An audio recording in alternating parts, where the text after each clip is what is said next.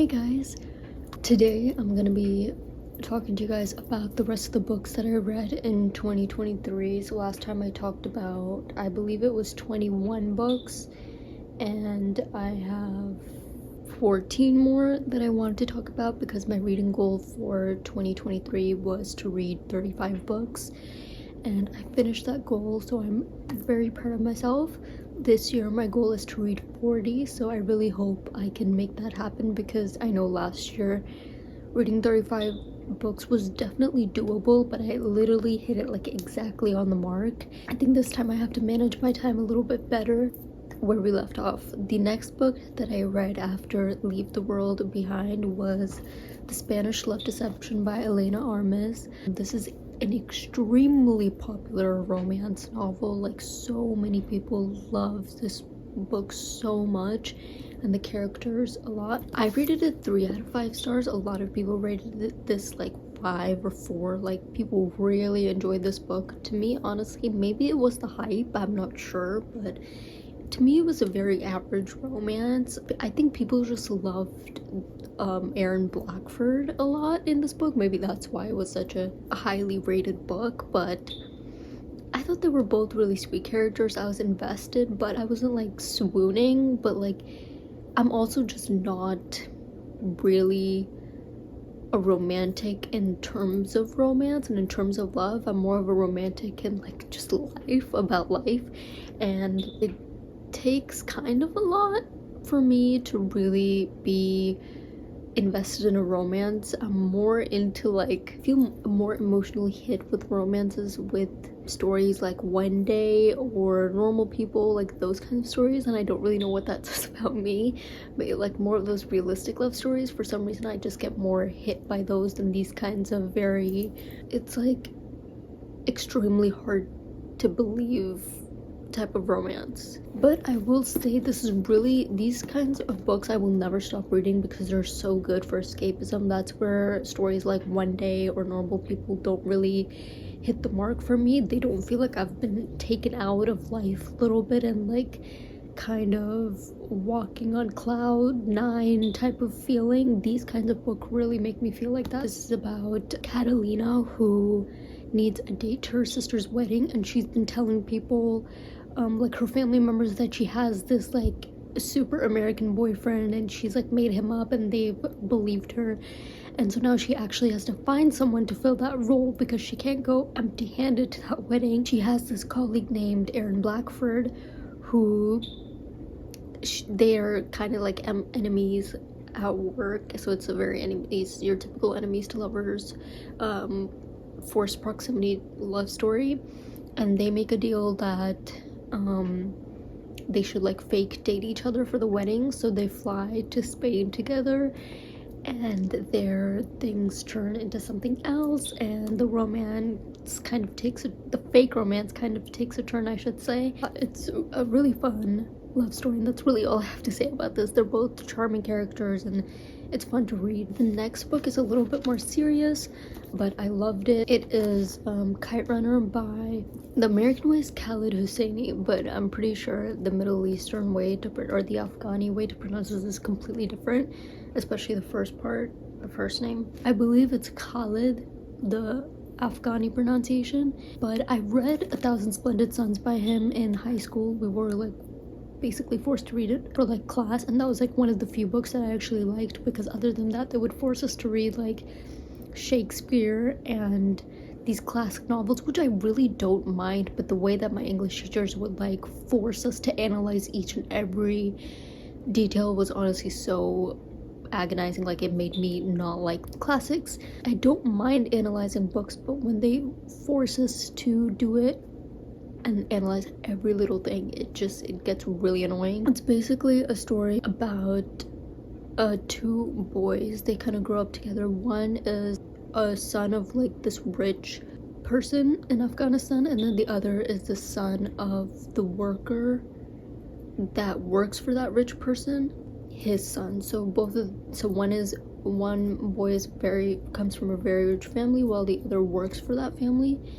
So it's about the story of their friendship. There's like an incident that happens midway through the book that kind of changes the course of that friendship, and it's extremely sad, but I know this is the reality of the country. I know this is what the country was like when this book was written, and it's still like this now, which is really, really sad. Although it's fiction, I like reading books like this because they make me think about things that are going outside of the United States and just in the world, and they provide some insight. But the way he also wrote this novel was very like, the content isn't easily digestible, but like understanding what's happening in these countries, he makes it like easy for you to understand the way that he writes his books. I actually bought a secondhand version, so it was like a lot of it was annotated because I think this was a book that was read for school. And there were a lot of post-it notes and stuff that I took out. Like, honestly, the post-it notes, it would have been cool to keep them, but like they honestly felt like they were like very forced. I don't really mind if my books are written in like this, it's fine, but like the post-it notes, I was like, it's fine. As normal, I also highlighted my own parts in the book that I thought were interesting, or they like really impacted me or anything like that. So there's one sentence that says, "Children aren't coloring books, you don't get to fill them with their favorite colors." The next book that I read, speaking of romances and normal people, I finally read Normal People by Sally Rooney.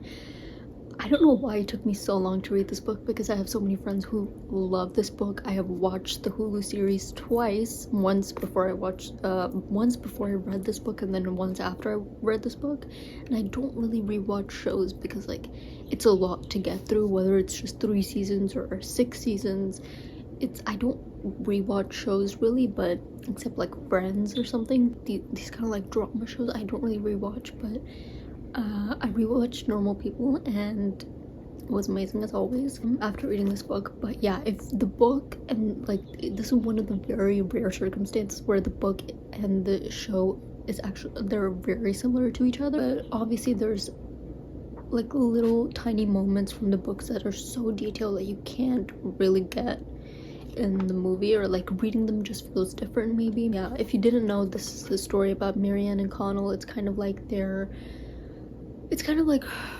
I don't want to say right person wrong time, but kind of they meet when they're like in high school, and Marianne comes from a very rich family. Connell's mother works for her family, so they see each other quite often, but they pretend not to know each other in school because in school he's more popular and she's more of like the weird girl, the outcast, which is, I thought, was an interesting thing to do from Sally Rooney, because usually like the richer people in books are like the popular people in schools, but this time Marianne is like actually the one to be outcasted. It just shows kind of how their relationship grows throughout their years of knowing each other. I just watched One Day on Netflix and it actually reminded me a lot of this book. Different things going on, but still similar in the way that it has that realistic long-term relationship and how it can like affect each person in that relationship, if that makes sense. This on and off kind of thing, will they, won't they kind of thing, is there in both. I really want to read One Day now, but we're talking about this. This is a great book. I rated 5 out of 5 stars. Very well written. It's a book where like nothing happens, honestly, and it's, if you like those kinds of books, I would recommend it. For some people that's very boring, but sometimes those are the books that just hit emotionally. So it's like nothing really happens, but there's a lot of substance in the book. Just so many great quotes. There's one that I just have open. It says, "Is the world such an evil place that love should be indistinguishable from the basest and most abusive forms of violence?" Queen Sally Rooney. I need to read more of her books. The next book I read on my Kindle, I don't even really remember it, but it's called Ignite by Melanie Harlow. I think I rated it like 3 out of 5. Yeah, I rated 3 out of 5. Again, fun little fast romance that I like to read in between hard-hitting books. So like, yeah. So I read Spanish Love Deception, then Kite Runner, then I read Normal People, and then I read another fun romance book. I kind of like to put a break in between each like serious book that I read. So this was kind of like my fun book. I think it's a single dad romance. The single dad is a firefighter. There's a girl named Winnie who's like a hopeless romantic, and one day like something happened, like I don't know, her fire alarm goes off in her apartment or something, and she's like not dressed, she's like in a towel or something, and the firefighter comes in while she's like not fully clothed and she's in a towel, and they have this weird first meeting, basically, is what I'm trying to say, and then they kind of get to know each other from there. Oh, I remember the book. Oh yeah, I remember the book. I remember it being fun. I'm not much of a single dad romance kind of girl, but I remember it being fun. So the next book that I read, also another fun little quick romance, it's called Filthy Gods by R. Scarlett. It's about, there's this like gentleman society in Yale, and there's this one guy in that gentleman society, his name is Nathaniel Radcliffe, and the main character, she's kind of like has like a weird obsession with this guy. Then they end up meeting, and it's kind of their romance from there. I don't really remember much, I'm not gonna lie, but I would just remember it being fun, a little bit cringy, because she refers to him as like a as a filthy god, as the title says, and it's really weird. So I remember it being a little cringy. I think I rated it 3 out of 5 on Goodreads, but I think actually would be a 2.5 out of 5, just because I can't handle that kind of cringy stuff. So, but another more lighthearted, fun, cute, feel good romance is Heartstopper Volume 1. Oh my god, it's so amazing. Just like flipping through the book makes me so happy. It's about these two boys. One is Charlie, one is Nick, and they go to the same school. Charlie's more of like a nerdy boy, and Nick is like a, what is he, a football player or something? I don't know, but rugby. I believe it's rugby. They know each other, but like know of each other. They don't really talk to each other. But then one day, Nick needs someone to fill in for like a spot on the rugby team, and he asks Charlie, and then Charlie just ends up saying yes, because he's always had this big crush on Nick, even though he's like this skinny, frail kind of kid. He still just says yes, even though he knows nothing about rugby. Joins the team, and we kind of see how their romance starts, and it's just such a cute, feel good, like simple story about two boys who like each other and have the cutest relationship. And I love the art. I've watched the show since I've read the book, and it's so cute. I think the cast was so perfect. Very well done, the show and the book. The next book that I read like 3 romances in a row, so I was like, I gotta get back into my hardcore thinking books, the books that make me think. So I read Dune by Frank Herbert. I really had like the biggest surge of confidence. Like when I bought this, I had like such a big surge of confidence, and then I was just sitting on my shelf, and then when I picked it up, I had another big surge of confidence, and then after I was like, I'm done. This is good enough for me. So Dune is like basically about, oh god, it's kind of complicated, honestly. It's like about this young boy who's forced to take care of his planet, kind of, but his people, I guess, is more what I should say, against another group of evil people who live on the same planet. This is such a bad explanation, but like, I honestly don't feel like using any of the names because they're all complicated. But the spice on their planet is like really valuable, so he needs to protect that for his people. And then there's other evil people who want to take that and like be in control of the planet. It's sci-fi, you guys. This is like is it my first sci-fi? I don't know. It feels like it is, but it was a very complicated first sci-fi. Like, I don't know what got into me. I did finish the whole thing, and I gave it 2 out of 5. I think another issue that I had with this book was that they always like made it seem from interviews I saw in the movie or other reviews that I've seen of this book from men particularly, and they make it seem like the women have like an extremely important role and they're like really the forefront of this book, but actually the women don't have that amazing a role in these books. Like, none of the women, they're all very strong, that I will admit, but in terms of having a substantial role where they're at the forefront, that I didn't see very much in the books. If anything, I saw more of that, of the role of like being the successful woman behind the man rather than the women also fighting. I gave it 2 out of 5 stars, you guys. I mainly read it because I will be watching all the movies, of course. The second Dune actually just came out and I need to go watch it. Like, this was enough. I don't need to know more. The movies are good enough. So, and I did understand it while I was reading it. I promise I understood it, but I just was like, this is so convoluted, and I'm just like, I realized that I'm just like not interested. I think the reason why I bought the book was, well, again, to just read it before I watched the movies, but also because like I wanted to try something new. I wanted to try sci-fi. I had kind of rejected that genre before I even really got into it, so I was like, I want to give it a fair chance. There you go, I gave it a fair chance.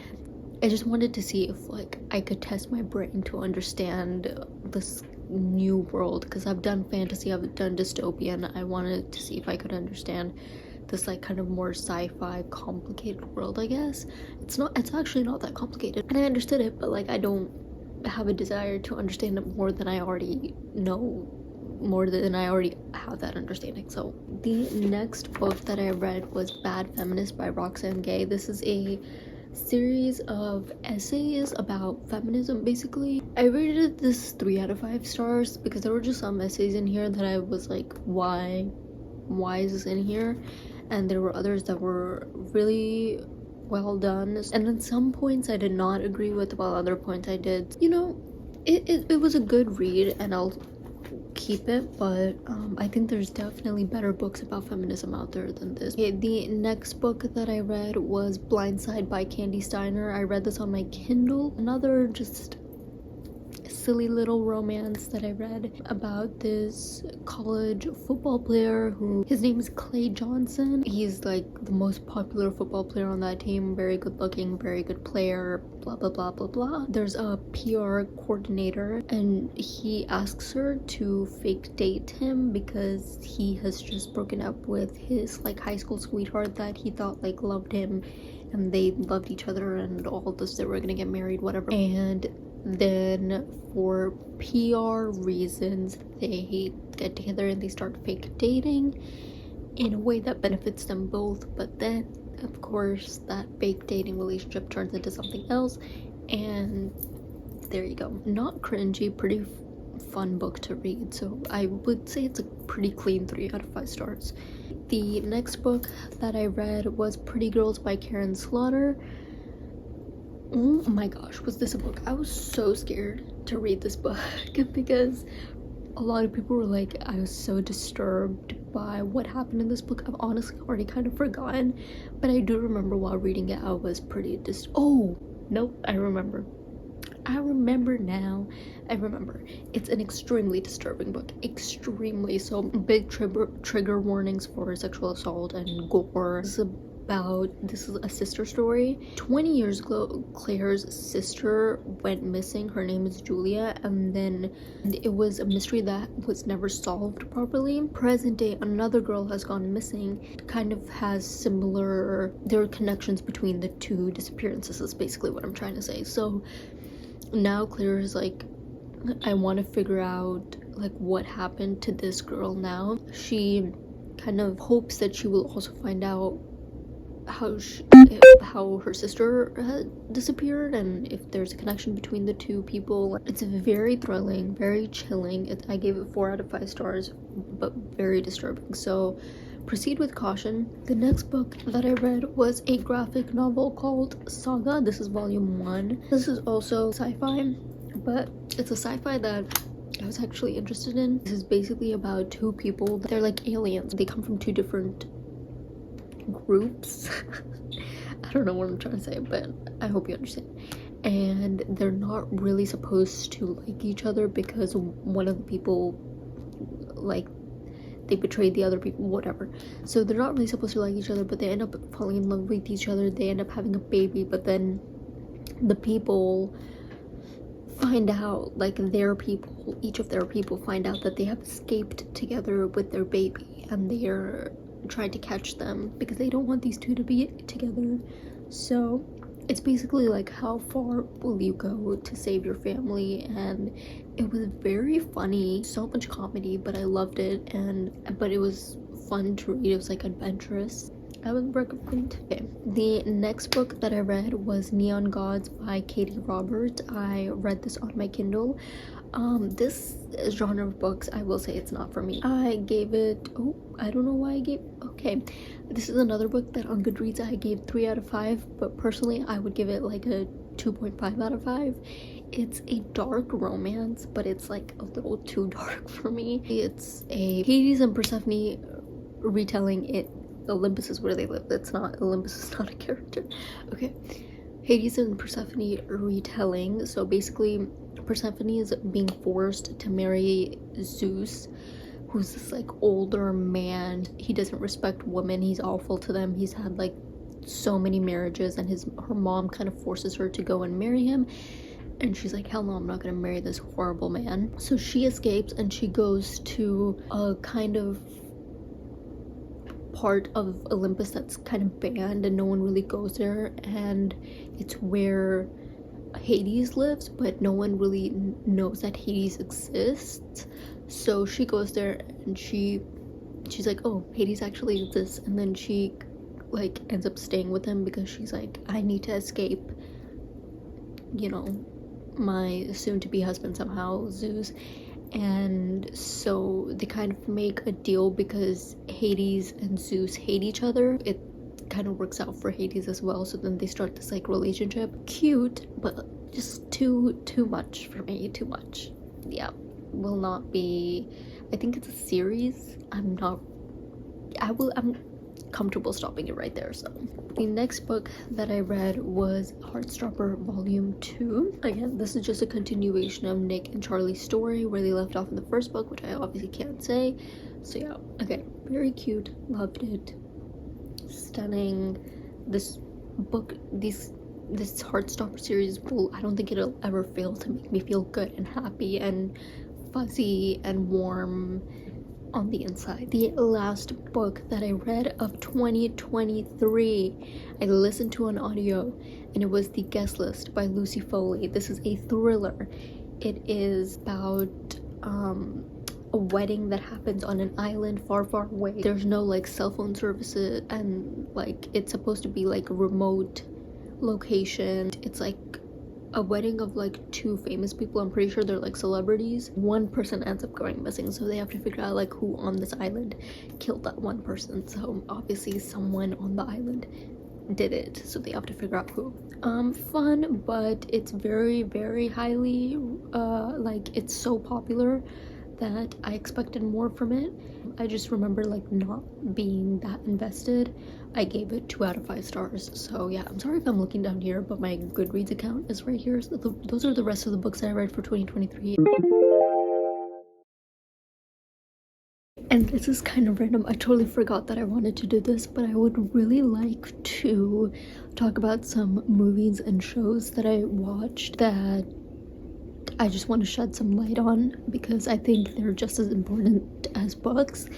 And so I'm gonna quickly mention some that I thought were amazing. So first, starting off with TV shows. One Day, that I've already mentioned like 10 times before. I'm so sorry, but it's so good. I heard some criticisms about like Ambika Maud not doing well and she's not a good actor, and I don't think people understand. They're like, Leo was like the heart of the show, Leo Woodall. I don't think that people understand like the way that his character is and the way that her character is. She has to act like that, and I don't think people really get that for some reason. And I don't really understand why you guys are doing that, because he is going through so much more emotionally, at least personally, that's what I think. Compared to she is, I just think the way that her character is, which I'm not gonna say is closed off, I don't think she's like a little bit, but like a little bit restricted, a little bit like rigid in her ways.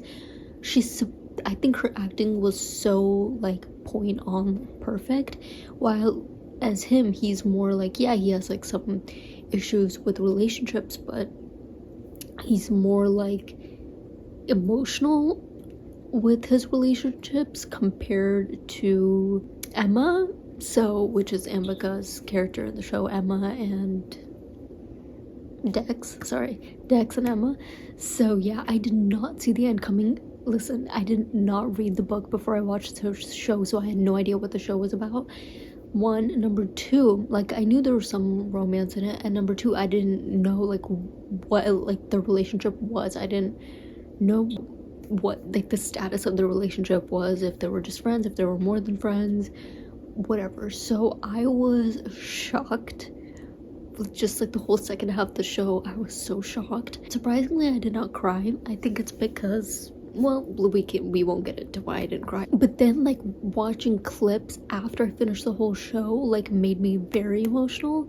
I think it's because the clips I was watching, like, they had all this like background music and all this stuff. So yeah, but it's so good. It's so good. I'm so happy to finally watch a show where I like the Indian actress.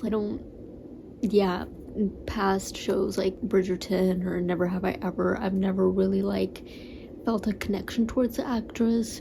So this time it just felt good to see like an Indian actress and some representation that I can relate to in some small ways. I don't think me and her are very similar, but in some ways yes also. So like, I don't know. Another show that I watched last year was Voltaire High. It's a French show and there was only one season, which makes me so sad. They didn't get renewed for a season 2, which I'm like, what? How? Like, it's so good, but it's such a good show. I think in French it's called like Mixed or something, or Mixed Communications or something like that, but the English title is Voltaire High. But it's basically just about a group of kids going through their own shit in high school, and there's this all boys school, but then one day they decide that girls can start going to school there. Women enter the school and all hell breaks loose because teenage boys and their hormones. So yeah, but I really love it, and I have a really big crush on Baptiste something. He's only a year older than me, which I don't know how to feel about that.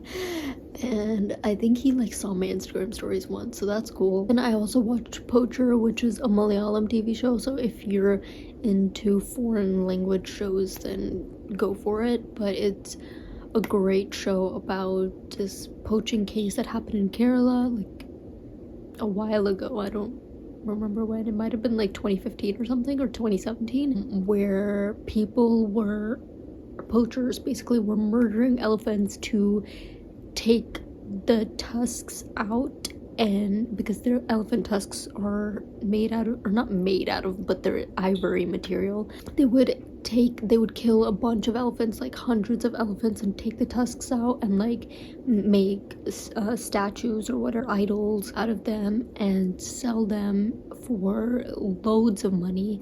And it's like this whole like supply chain of people just making so much money off of ivory and elephants like basically getting extinguished like so fast. So like an awful case, but so important to know about, and just I love elephants so much. Oh, I finally finished Atypical, which is also a great show just about like things happening to real people in real life. It talks about sexuality, and the main character, he's autistic, so there's autistic representation in there, and just about familial issues. And okay, so I think those are all the shows that I've watched that I really liked and that I wanted to recommend. Now moving on to films. The Elephant Whispers, which is another great documentary. It's literally just 40 minutes. It's so short. I wish it was longer, but it's such a good documentary about these two people in Tamil Nadu in India that took care of these two baby elephants, Raghu and Amu, I think. Yeah, just how they took care of these elephants and just the state of elephants, and like the fact that how the planet is slowly deteriorating and the effect that has on these elephants. It's just such a beautiful documentary. I love it so much. I think it won an Oscar for short films, so very well deserved. And then I watched Wonka finally. Oh my god, Wonka came out like when I was during final season, so I couldn't go watch it. And then when I did want to go watch it, I was like too busy at home, like packing up things to take to India. I finally watched it after I came back. Surprisingly, it was still in theaters and the tickets were cheaper as well, and I finally watched it and it was really good. People were like, it's too musically. I'm like, I don't even know. Y'all are the same people that watch Mamma Mia. Like, I don't really understand how you're complaining about Wonka, but okay. I love Charlie and the Chocolate Factory so much. I love Johnny Depp as Wonka. I would watch that show, what the heck, I would watch that movie just on repeat. Such a good movie. I was really excited about Wonka, and then it was like just things aligned because I love Charlie and the Chocolate Factory so much, and then Wonka happened, and then Timothée Chalamet was in this one. I was like, yeah, I finally watched it. It's so good. Such a feel-good movie. I haven't been feeling too well these days mentally, so it was just a really nice movie to watch and just have a mental break, and it's just so feel-good. The acting is great, the graphics, CGI, the songs too, they're fun. They're like some musicals, honestly, like I don't really ever get into music. They're kind of boring. Yeah, this one was really good. So I watched, oh my god, I watched this movie called Silenced. It's a Korean movie about a case that happened in Korea where this school of deaf and mute children, they were like, the kids were getting like sexually assaulted by the teachers there, and just the most horrifying case ever, and no one took it seriously. And then the movie came out, and the movie depicts everything extremely like clearly. I don't know how to, like, explicitly, I guess. So I would say be careful. Don't watch it if you think you can't handle it, because it's so difficult to watch. Like, I couldn't even watch some scenes. I had to look away. If you think you can handle it, then I really recommend giving it a watch. The acting is so good by the kids, by the like older adult actors. So good, almost so good that like I really wanted to punch all these awful people in the faces. Like, they're just, oh my god, such horrible people, and I just don't know how you can live with yourself. Like, I genuinely, like, it doesn't, like, my mind is not able to comprehend how people can do things like that and then live with themselves. Like, I really don't get it at all.